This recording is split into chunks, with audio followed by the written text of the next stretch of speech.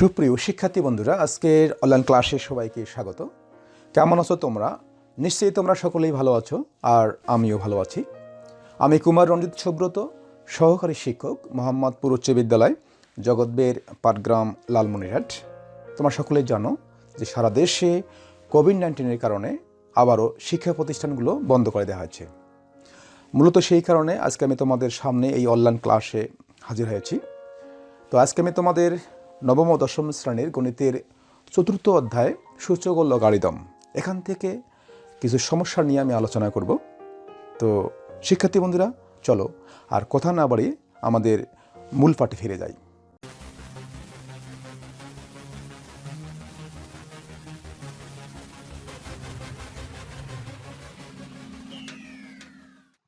গণিত নবম ও দশম শ্রেণী 4র্থ অধ্যায় সূচক ও লগারিদম, অনুশীলনী 4.1।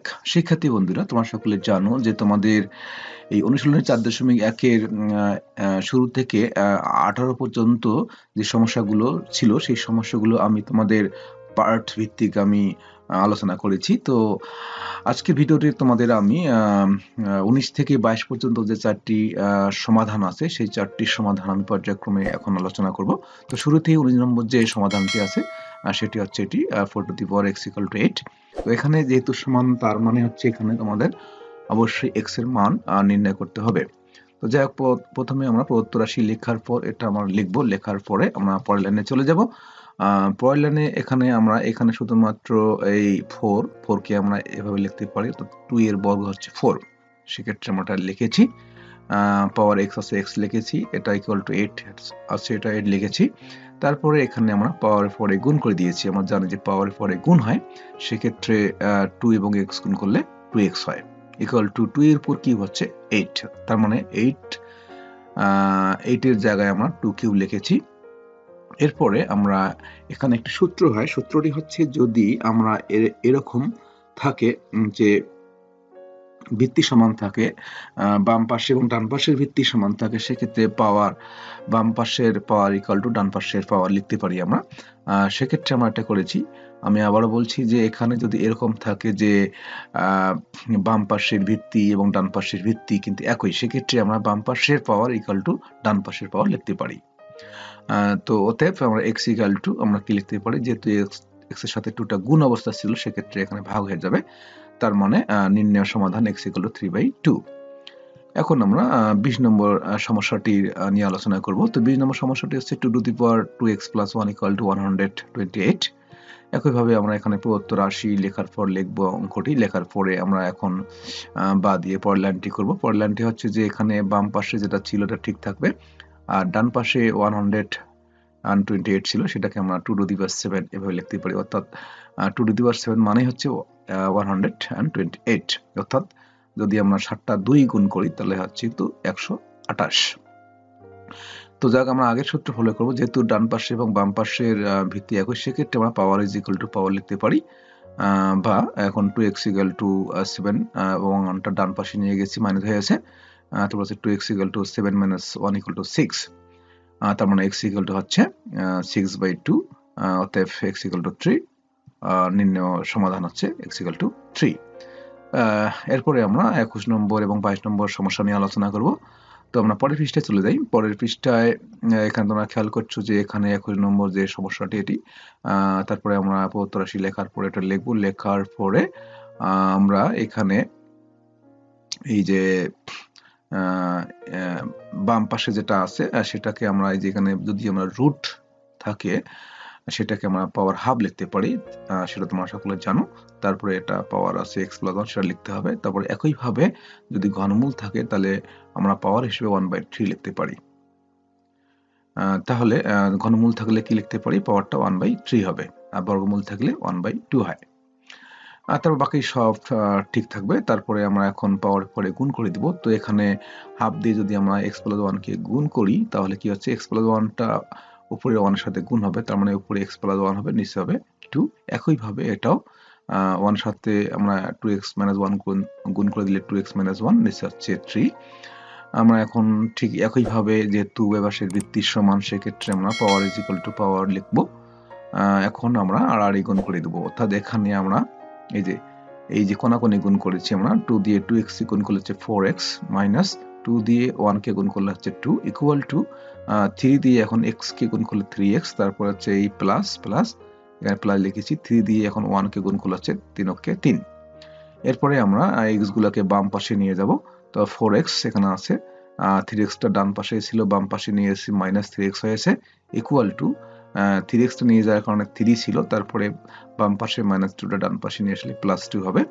এরপরে আমরা 4x বিয়োগ 3x হচ্ছে যদি বিয়োগ করি তাহলে হচ্ছে x, এবং এক পাশে 3 প্লাস 2 হচ্ছে 5। অতএব নির্ণয় সমাধান x ইকুয়াল টু 5। এরপরে আমরা 22 নম্বর সমস্যাটি নিয়ে আলোচনা করব। তো 22 নম্বর সমস্যাটি দেখতে পাচ্ছ তোমরা, একইভাবে আমরা প্রত্যাশী লেখার পরে আমরা এটা লিখব।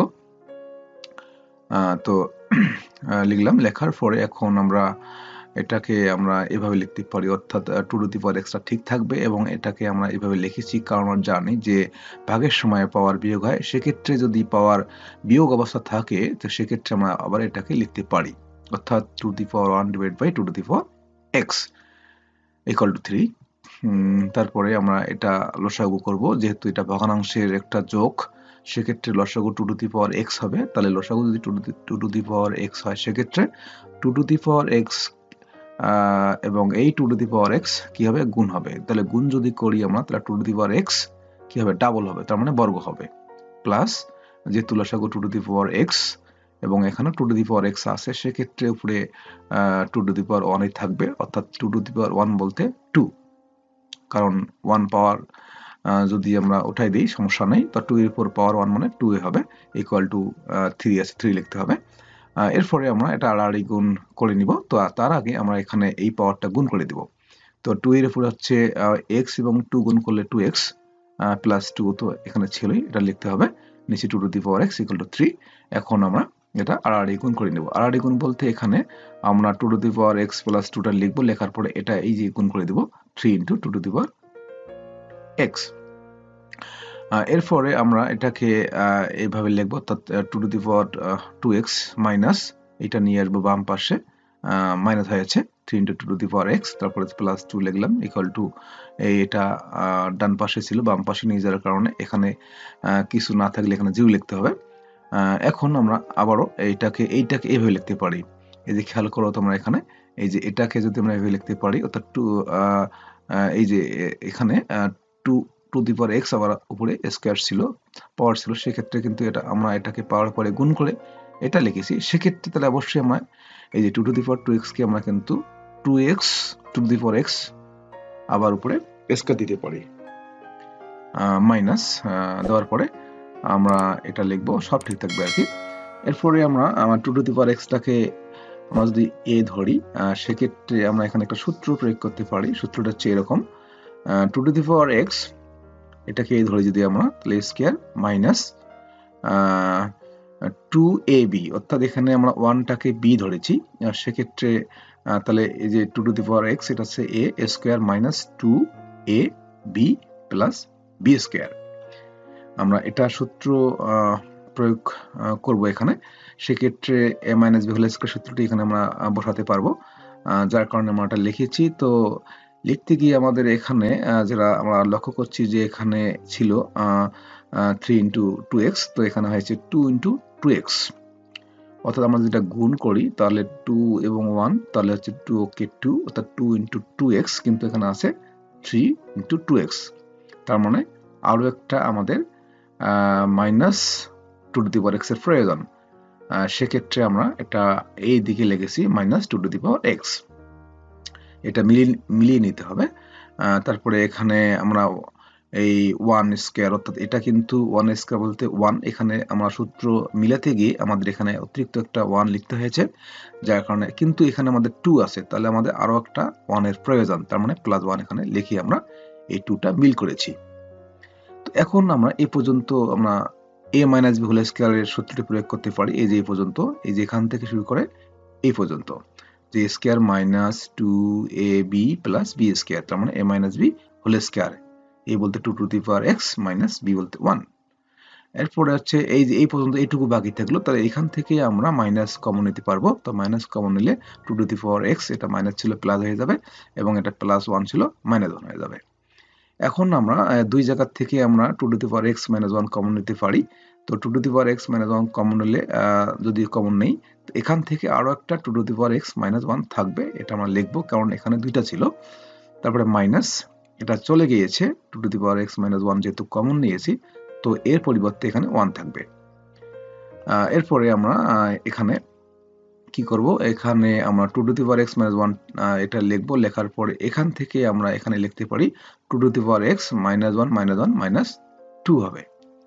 তো এরপরে আমরা যেহেতু এখানে সমাধানের নিয়ম অনুযায়ী এখানে দুইটা রাশি আছে, তো প্রথমে আমরা এইটা ইকুয়াল টু 0 লিখবো। তারপরে আমরা তাহলে এটাকে লিখতে পারি 2^(x = 1 মানে 1টা এই পাশে নিয়ে গেলাম, ডান পাশে প্লাস হয়ে গেল। এরপরে আমরা 2^(x = এটাকে আমরা এভাবে লিখতে পারি, অর্থাৎ 1 পরিবর্তে আমরা 2^0 লিখতে পারি। কেননা আমরা জানি যে কোনো কিছুর উপরে পাওয়ার 0 যদি থাকে সেক্ষেত্রে এটা 1 হয়, তাহলে আমরা 1 এর পরিবর্তে 2^0 লিখবো। তো শিক্ষার্থী বন্ধুরা, এখানে একটি বিষয় আছে, সেটি হচ্ছে যে আমরা 2^0 না লিখে আমরা তো 5^0 বা 10^0 এরকম সংখ্যা লিখতে পারতাম, কিন্তু আমরা 2^0 লিখেছি কারণ যে বাম পাশে ভিত্তি আমাদের 2 আছে, সেক্ষেত্রে আমরা অবশ্যই এখানে ভিত্তিটা ঠিক রেখে আমরা কাজটি করব। ওকে, তো যাই হোক, এখন আমরা কি লিখতে পারি, অতএব আমরা পূর্বেই শিখেছি যে যদি বাম পাশের ভিত্তি এবং ডান পাশের ভিত্তি সমান হয়, সেক্ষেত্রে আমরা বাম পাশের পাওয়ার সমান ডান পাশের পাওয়ারটি লিখতে পারি। তো যাই হোক, আমরা x এর মান একটা পেলাম। এখন আমরা এই যে এটা ইকুয়াল টু 0 লিখেছি, এখন আমরা অথবা দিয়ে 2^(x - 2 = 0 লিখবো। লেখার পর 2^(x - 2টাকে আমরা ডান পাশে নিয়ে যাব, প্লাস হয়ে যাবে। এখন আমরা 2^(x = 2টাকে আমরা 2 এর উপর একটা 1 দিতে পারি, যেহেতু পাওয়ার হিসেবে 1 এখানে একটা দিতেই পারি, কোনো সমস্যা নেই। অতএব ভিত্তি সমানের কারণে x = 1। তাহলে আমরা x এর আমরা দুইটা মান পেয়েছি এখানে, একটি হচ্ছে 0 এবং আরেকটা হচ্ছে 1। অতএব নির্ণয় সমাধান x = 0, 1। শিক্ষার্থী বন্ধুরা, এতক্ষণ থেকে আমি তোমাদের যে সমস্যাটি নিয়ে আলোচনা করলাম, আশা করি তোমরা বুঝতে পেরেছো। তো এতক্ষণ থেকে আমার সঙ্গেই থাকার জন্য সবাইকে ধন্যবাদ, আর সকলের জন্য আমি শুভকামনা করছি।